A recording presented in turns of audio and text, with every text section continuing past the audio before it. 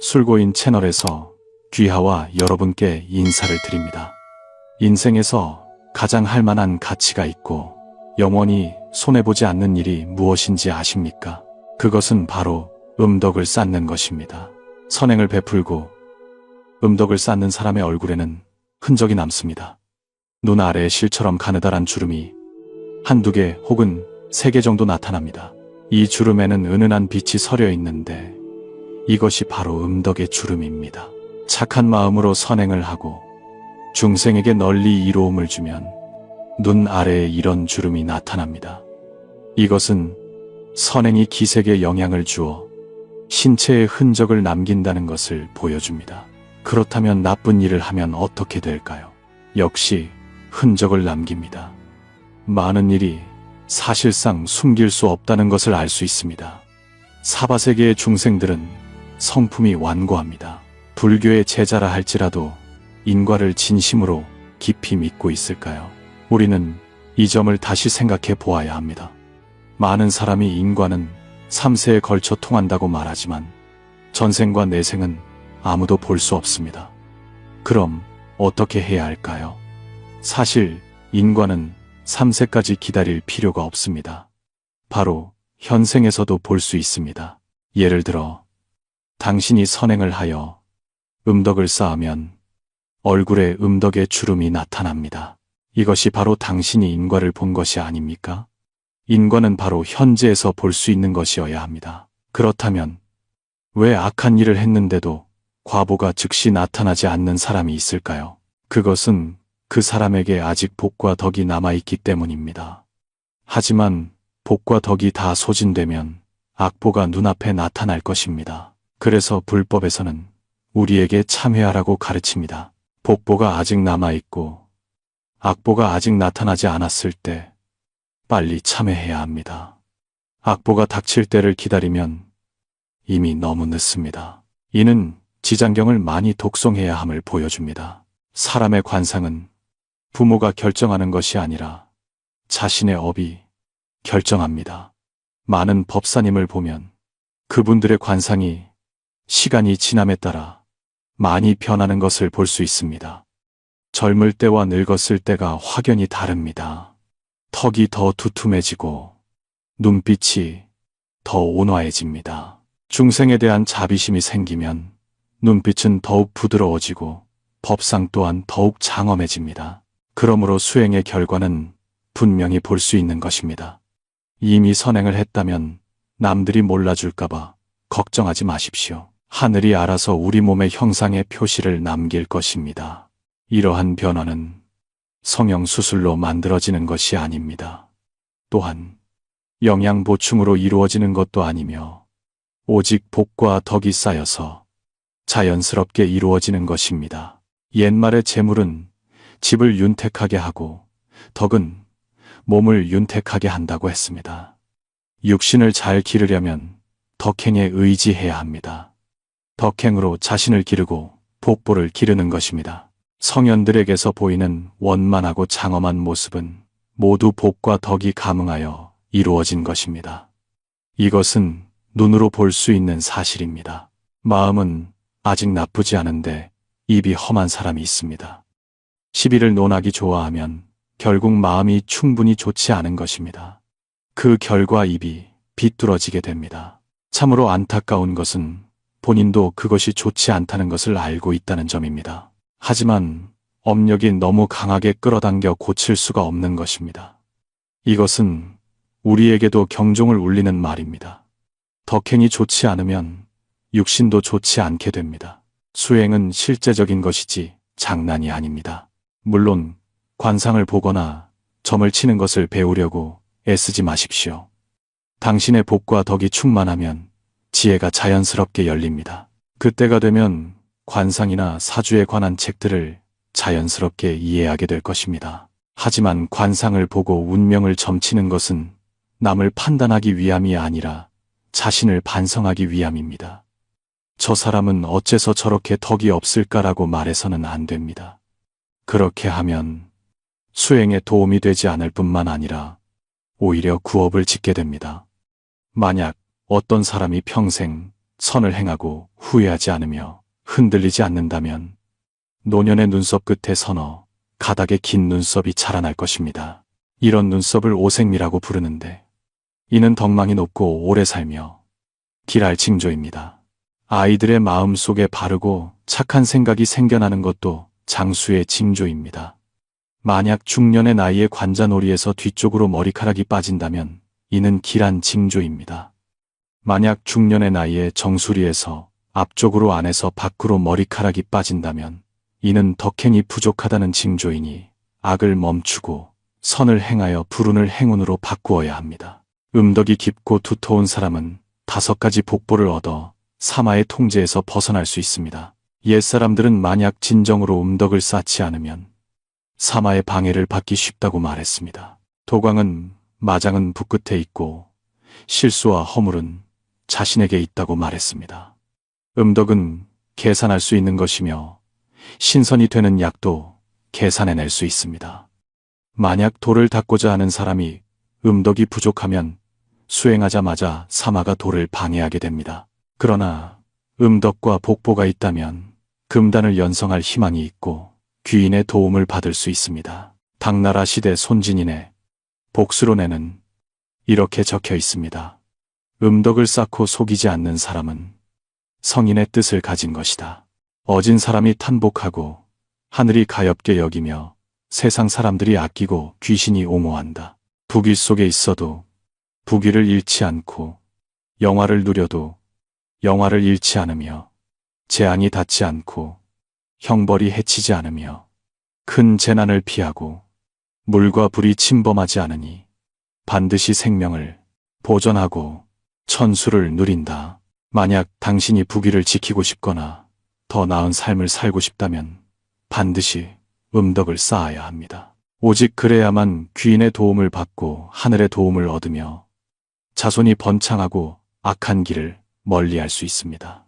여조전서에서도 말하기를 선을 행하라. 음덕을 쌓는 사람은 반드시 복보를 누린다. 음덕이 깊고 두터워야 자손이 비로소 영화롭고 어질며 번창할 수 있다고 했습니다. 음덕을 쌓는다는 것은 하늘의 것을 탐내지 않고 사음하지 않으며 정교를 파괴하지 않고 위험에 처한 사람을 구할 줄 알며 환난 중에 있는 사람을 돕고 욕망을 방임하지 않으며 죄악을 범하지 않는 것입니다. 선을 행하지 않고 음덕을 쌓지 않으면 들어가지 못할 악도 없습니다. 음덕이 깊고 두터워야 자손이 번창할 수 있습니다. 음덕을 쌓는 방법에는 하늘의 것을 점유하지 않는 것과 사음하지 않는 것과 정법을 훼손하지 않는 것과 죽음에서 사람을 구할 줄 아는 것과 어려울 때 사람을 돕는 것 등이 있습니다.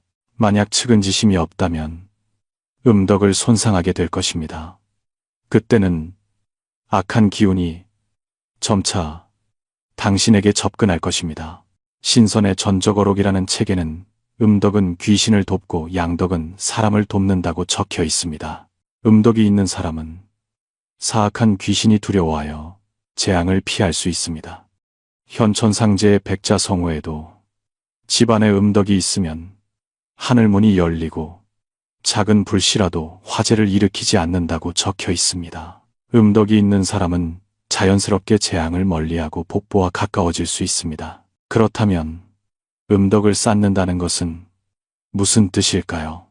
좋은 일을 하고 남들이 알게 하는 것을 양덕이라 하고 남들이 모르게 하는 것을 음덕이라 합니다. 양덕은 과보가 빨리 옵니다. 당신이 좋은 일을 하여 남들이 알고 칭찬하며 상장이나 표창을 줍니다. 그 칭찬은 마치 폭죽과 같아서 터지고 나면 사라짐으로 덕이 유지되지 않습니다. 하지만 좋은 일을 하고도 남들이 모르게 하면 그것이 음덕이며 음덕으로 인한 복보는 훨씬 더 큽니다. 덕을 오래 쌓으려면 덕이 유지되지 않을까봐 걱정하지 마십시오.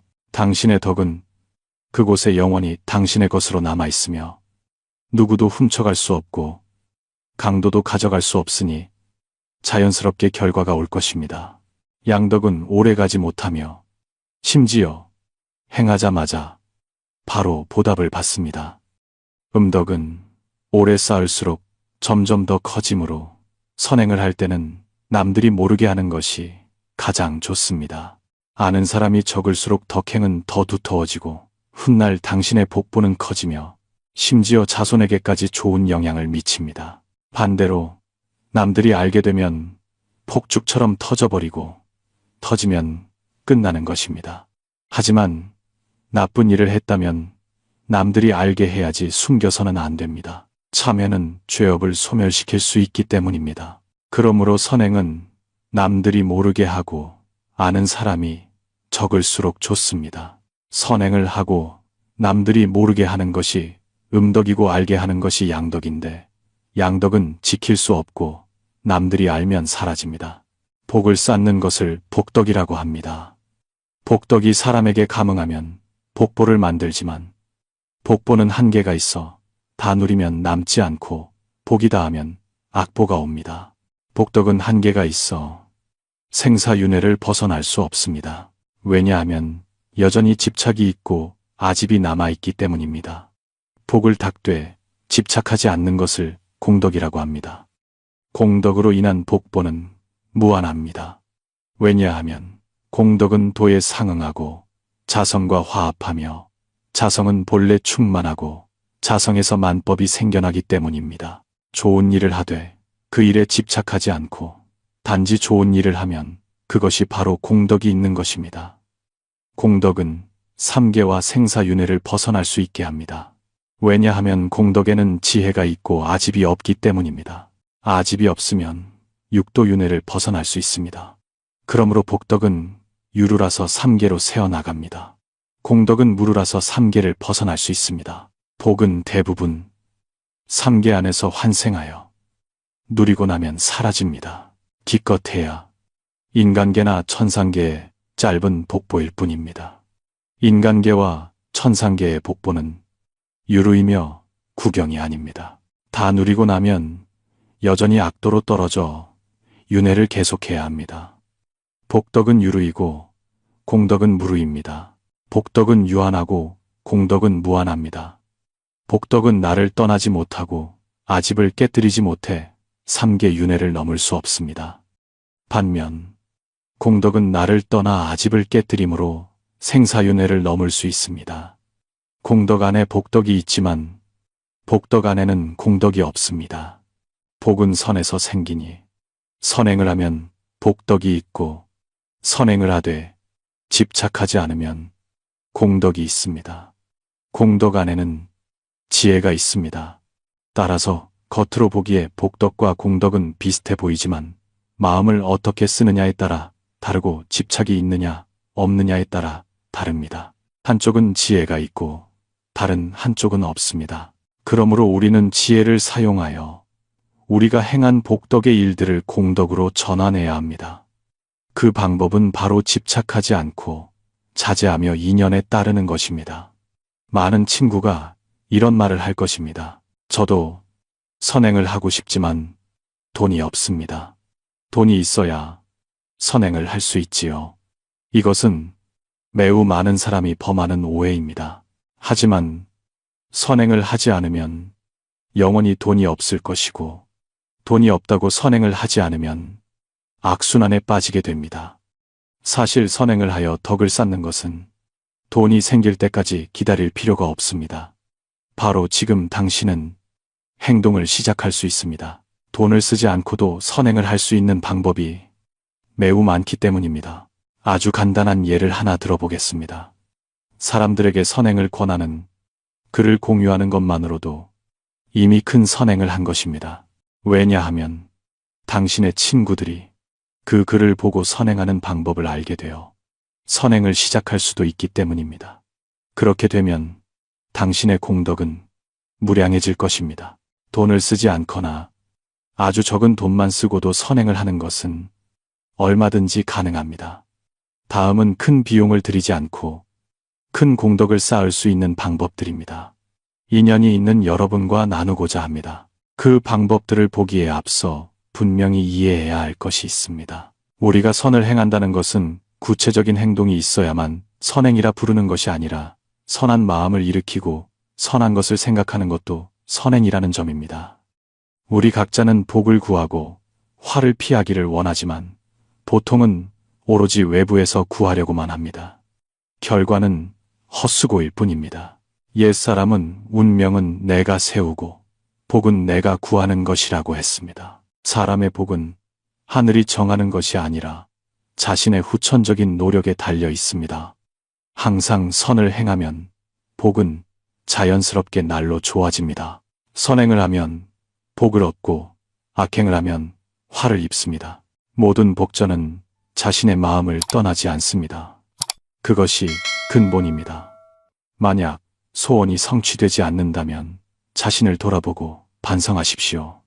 그래야 도에 맞고 법에 맞습니다. 그러므로 우리가 흉을 피하고 길을 맞이하려면 일상생활 속에서 끊임없이 자신을 단련하고 악을 끊고 선을 닦으며 공을 쌓고 덕을 길러야 합니다. 다음은 특별히 해야 할 12가지 일입니다. 이 일들은 매우 큰 복덕을 쌓게 해주며 한 가지만 꾸준히 해도 공덕이 무량할 것입니다. 1. 의지를 굳건히 하여 사악한 생각을 멀리하고 보이지 않는 곳에서도 속이지 않는 것입니다.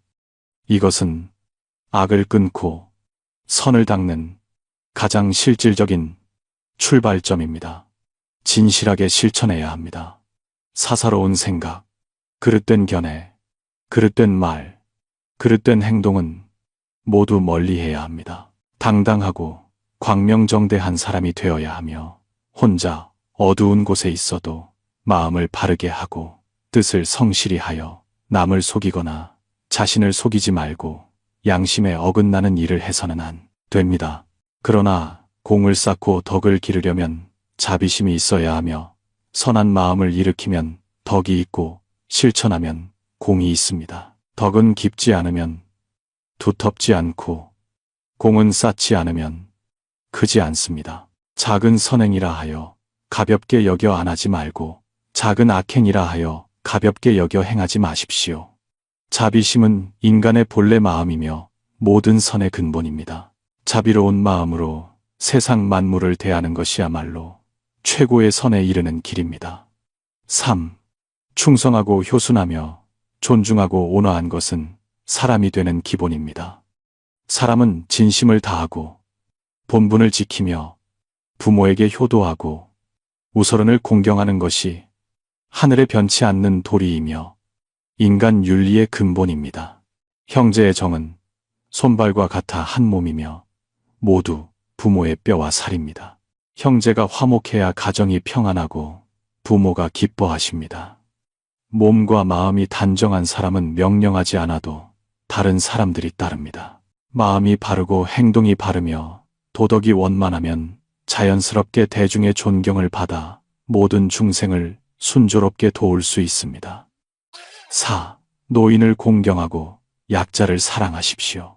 사회에 있는 고아와 과부늙고 병든 이, 어린아이, 가난하고 외로운 사람들은 모두 도움이 필요합니다. 우리는 전심전력을 다해 그들을 관심과 사랑으로 보살피고 지원해야 합니다. 5. 곤충과 초목도 살생하지 마십시오. 곤충 같은 작은 생물이나 감정이 없는 초목이라도 함부로 해치지 말고 보호해야 합니다. 이것이 우리의 자비심을 기르는 방법입니다. 자비심을 기르는 일은 가장 사소한 일에서부터 시작해야 합니다. 너무 높고 먼 곳만 바라보다가 가까운 것을 잊어서는 안 됩니다. 6. 재난당한 사람을 불쌍히 여기고 악을 행하는 사람에게 개과천선하도록 권하십시오. 불행이나 재앙을 만난 사람에게는 자비심과 연민을 일으켜야 합니다. 악을 행하는 사람에게는 개과천선하도록 권하고 교화해야 합니다. 선한 마음은 나와 남을 구분하지 않습니다. 다른 사람이 선행하는 것을 보면 기뻐하며 찬탄해야 하고 탐욕이나 명예를 구하는 마음을 섞어서는 안 됩니다. 7. 위급한 사람을 돕고 위험에 처한 사람을 구하십시오. 다른 사람이 급히 필요로 할 때 제때 도와야 합니다. 위험에 처한 사람을 보면 즉시 구원에 나서야 합니다. 이는 눈 오는 날 쇳감을 보내주는 것과 같은 선행입니다. 이러한 행동은 자신을 위해 음덕을 쌓을 뿐만 아니라 조상과 후손에게도 복을 가져다 줄 수 있습니다. 8. 남의 덕을 보면 자신의 덕처럼 여기십시오. 남의 스승을 보면 자신의 스승처럼 여기십시오. 다른 사람에게 좋은 일이 생긴 것을 보면 마치 내가 얻은 것처럼 기뻐하십시오. 다른 사람이 손실을 입은 것을 보면 마치 내가 잃은 것처럼 안타까워하고 최선을 다해 위로하며 그들의 정신을 안정시켜 주십시오. 9. 남의 결점은 들추지 말고 자신의 장점은 자랑하지 마십시오. 남의 단점을 드러내어 난처하게 만들지 말고 그들의 체면을 지켜주려 노력해야 합니다. 자신의 재능이나 우세를 자랑하지 마십시오. 겸손을 배우고 자신을 낮추며 말을 신중히 하고 행동을 바르게 해야 덕행을 굳건히 기를 수 있습니다. 10. 악을 미워하고 선을 숭상하며 불공정한 것을 거부하십시오. 다른 사람이 악을 행하는 것을 전력을 다해 막아 많은 사람에게 피해가 가지 않도록 해야 합니다. 어떤 선행이라도 칭찬하고 지지하여 그들이 선한 마음을 유지하고 세상의 밝은 본보기가 되도록 도와야 합니다. 재정적으로 타인과 거래할 때는 형제나 친구 사이라도 남에게 많이 주고 나에게 적게 주어 기꺼이 조금 손해를 보십시오. 11. 모욕을 당해도 원망하지 말고 영광을 얻어도 지나치게 기뻐하지 마십시오. 남에게 모욕을 당해도 원망하지 말고 스스로 반성하십시오. 아마도 내 덕행이 얕아서 경시당하는 것일지 모르니 더욱더 악을 끊고 선을 닦으며 공을 쌓고 덕을 기르는 데 힘써야 합니다. 승진하거나 상을 받을 때 서둘러 득이양양해 하지 말고 마음속으로 두려워하며 덕이 얇아 그 영광을 감당하기 어려울까 스스로 경계하고 더욱 조심하십시오. 12. 은혜를 베풀되 보답을 바라지 말고 남을 돕고 후회하지 마십시오. 남을 돕는 것은 바로 자신을 돕는 것이며 자신을 수양하는 것이니 진심으로 하고 보답을 구하지 말아야 합니다. 남에게 돈이나 물건을 주었다면 아까워하지 마십시오. 만약 아쉬움이 남는다면 탐욕과 인색함이 아직 끊어지지 않은 것이니 닦아놓은 복보도 그에 따라 줄어듭니다. 인과는 누구도 용서하지 않습니다. 일단 음덕을 손상하는 일을 하면 반드시 과보를 받게 됩니다. 음덕을 심각하게 손상하는 3가지 행위가 있는데 절대로 범해서는 안 됩니다. 1. 부모에게 불효하는 것입니다. 부처님께서는 가장 큰 선은 부모를 봉양하는 것만 한계 없다고 하셨습니다. 가장 큰 악은 부모를 해치고 불효하는 것입니다. 부모는 우리의 첫 번째 복전입니다. 부모에게 효도하지 않으면 음덕이 크게 손상됩니다. 암실등이라는 책에 다음과 같은 이야기가 기록되어 있습니다. 명나라 정덕, 연간의 주팔이라는 인재가 있었는데 그는 효성스럽고 총명하며 시와 설을 많이 읽고 시를 지어 대답하는데 능통하여 모든 것에 정통했습니다. 당시 이웃들은 그를 평양의 제자라고 불렀습니다. 주팔은 어릴 때부터 사람들의 칭찬 속에서 자랐습니다. 점차 성격이 급하고 오만해졌습니다. 누구든 뜻에 맞지 않는 일을 하면 화를 내며 길길이 뛰었습니다. 부모는 그를 매우 귀여워하여 그가 슬퍼할까봐 감히 거스르지 못했고 그렇지 않으면 구타를 당했습니다. 그해 주팔이 과거를 보러 서울로 갈 때 부모는 먹을 것 씹을 것을 아껴 학비를 마련했습니다. 그런데 주팔은 고마워하기는커녕 온갖 불평을 하며 부모가 지어준 옷이 예쁘지 않다, 밥이 맛없다 하며 트집을 잡았고 심지어 아버지를 욕하기까지 했습니다. 이 쓸모없는 늙은이 같으니라고. 꼴이 그게 뭡니까? 당신이 나 같은 아들을 둘 자격이나 있습니까? 아버지는 그 말을 듣고 너무 화가 나서 그 자리에서 기절했습니다. 그날 밤 주팔의 꿈에 어떤 사람이 나타나 말했습니다. 너의 인생이 오늘 망가진 것은 전생의 복보를 다 썼기 때문이다. 금생에 너는 성격이 괴팍하고 부모에게 불효하며 온갖 악을 행하여 음덕을 손상했다. 너의 과보는 축생으로 떨어지는 것이다. 과연 다음 날 아침 주팔은 더 이상 말을 할 수 없게 되었고 불이 타는 듯한 소리만 내다가 그 불소리 속에서 죽었습니다. 부모님의 은덕은 바다와 같이 깊습니다. 자식을 낳아 기르며 온갖 고생을 다 하셨으니 부모의 은덕은 천지와 같습니다. 그분들은 가장 존경받아 마땅한 살아있는 부처님입니다. 건덕장에서는 부모에게 불효한 자는 하늘로부터 재앙과 살벌의 과보를 받게 된다고 말했습니다.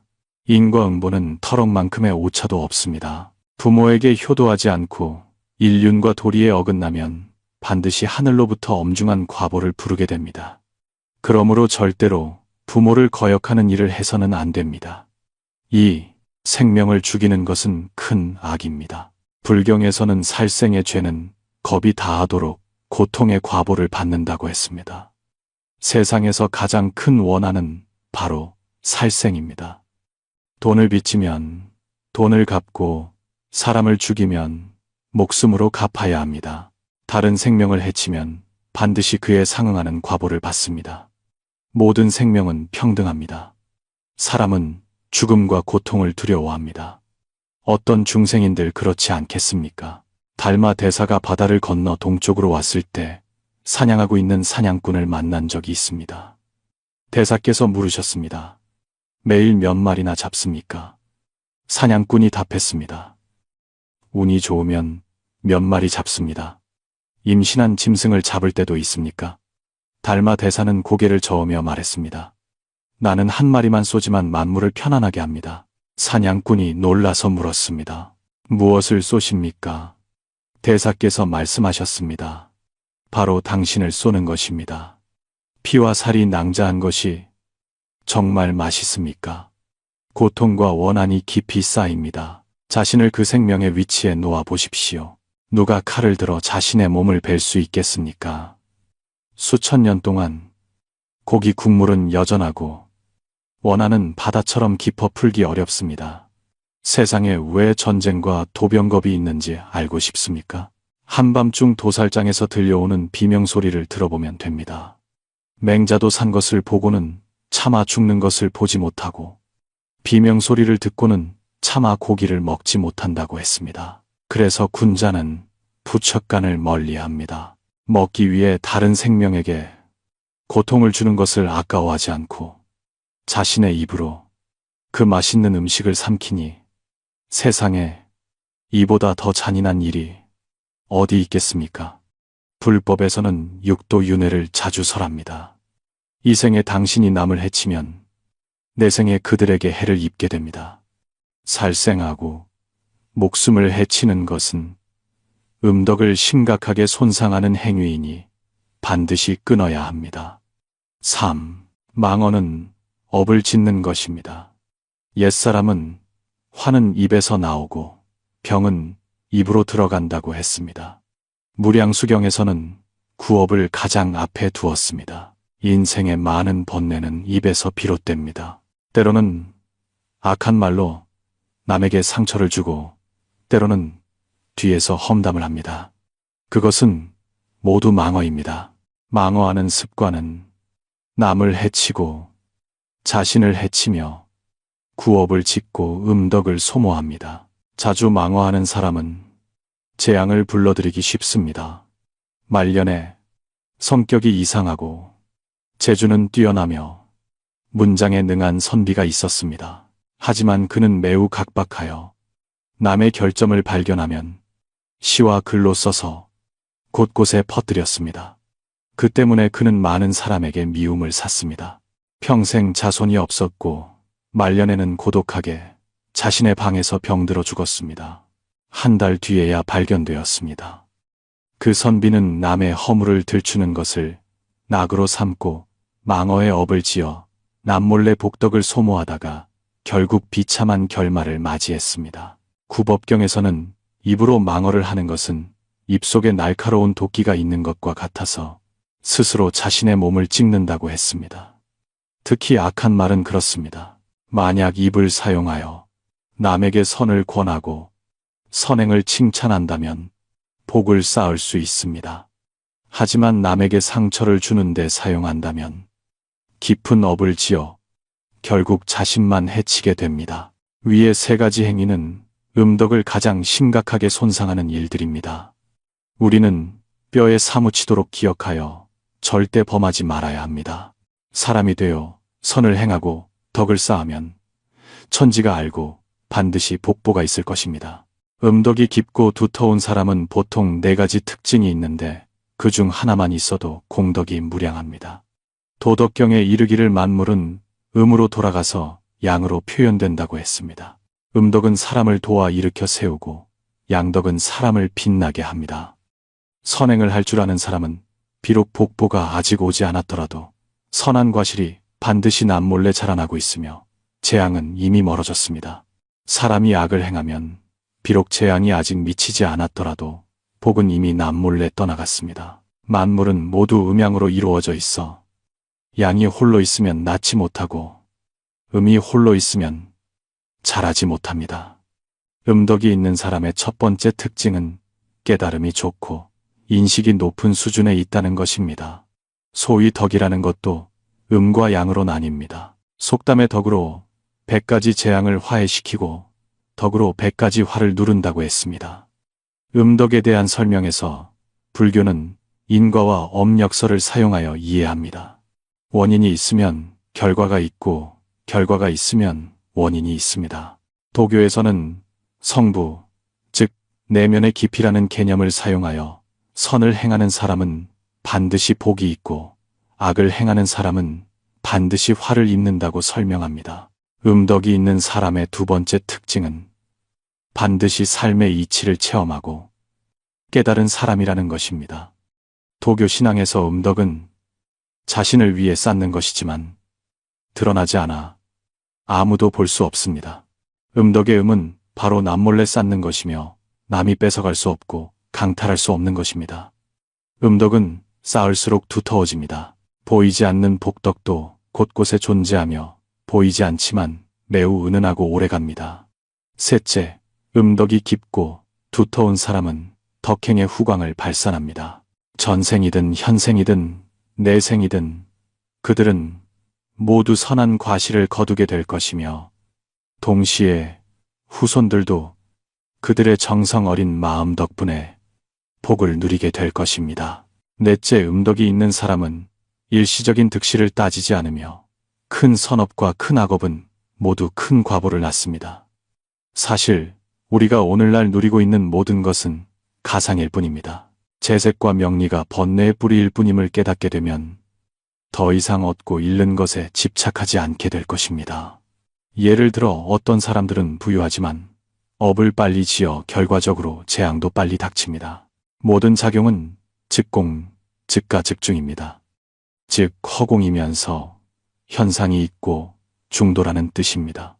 오늘날 많은 사람이 복보가 돈일 뿐이라고 잘못 알고 있습니다. 그것은 큰 오해입니다. 선행에서 가장 중요한 것은 진실한 마음에서 우러나오고 대가를 바라지 않는 것입니다. 음은 그 이름처럼 육안으로 볼 수 없는 것입니다. 자손이 번창하고 장수하며 건강하고 평안하고 사업이 바르게 되는 것을 포함합니다. 이것이 바로 음덕의 복보입니다. 음덕을 쌓으면 자신의 운명을 바꿀 수 있을 뿐만 아니라 자손을 보호할 수도 있습니다. 모든 분이 선한 마음을 유지하고 선행을 많이 하며 복덕을 더 많이 쌓기를 기원합니다. 인연이 다 여기까지 보신 분들 끝까지 시청해 주셔서 감사합니다. 오늘 영상이 여러분에게 유익했다면 좋아요 버튼을 눌러 공감을 표시해 주시고 댓글을 남겨주십시오. 덕을 쌓고 선을 더 많이 행하십시오. 당신은 선량한 사람이니 반드시 큰 복이 따를 것입니다. 당신의 선량함 속에 당신의 복이 숨겨져 있습니다. 마음속에 산이 있는 만큼 명의 복이 있습니다. 아직 채널을 구독하지 않으셨다면 오른쪽에 구독 버튼을 눌러 우리와 더 깊이 연결되십시오. 이 영상을 주변의 소중한 사람들에게 공유해 주십시오.